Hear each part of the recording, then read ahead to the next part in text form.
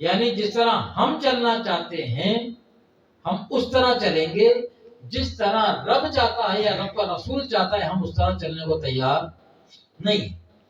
اسی وجہ سے ہمارا سیکھنے والا جو عمل ہے وہ شروع نہیں ہو پاتا۔ 2 گھنٹے محفلوں میں بیٹھ جائیں گے، ساری رات محفلوں میں بیٹھ جائیں گے، لیکن اگلے دن پوچھو تو پھر وہی حال۔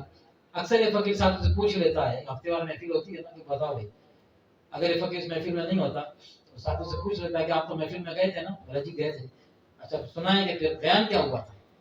سوچ، ایک رات گزری ہے، رات محفل گزری، صبح ہم نے پوچھنا ہے، اب وہ سوچ رہا ہے بیان تو صحیح ہوا تھا، ہمیں پتہ ہوا تھا، پتہ ہوا کیا تھا، کس موضوع بات چیت ہوئی، ابھی یاد نہیں آ رہا۔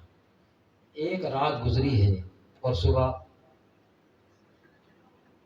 ایسا لگتا ہے کہ جا کے سوتے ہیں نا رات کو تو وہ نیند ہی کی نظر کر دیتے ہیں کہ صبح اٹھنا تو بالکل فریش اٹھنا ہے۔ اگلے دن کی بات کریں گے، وہ تو رات کی بات ہو گئی، رات گئی بات گئی والی کہانی، رات گئی بات گئی، اگلے دن کی بات کریں آج کیا کرنا ہے۔ تو یہ ہمارا جو حال چل رہا ہے تو خود دیکھیں کہ ہم کہاں پہ کھڑے ہیں۔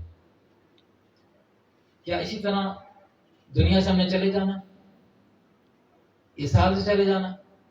اگر اسی حال میں چلے جانا ہے تو پھر آگے بڑے سخت معاملات ہیں، بہت سخت معاملات ہیں۔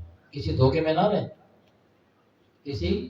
ہم کسی دھوکے میں نہ رہیں کہ قبر جنت کے باغوں میں سے ایک باغ ہے قبر جنت کے باغوں میں سے ایک باغ۔ کس کے لیے؟ اپنی مان کے چلنے والوں کے لیے نہیں، رسول اللہ کی مان کر چلنے والوں کے لیے قبر جو ہے جنت کے باغوں میں سے ایک باغ ہے۔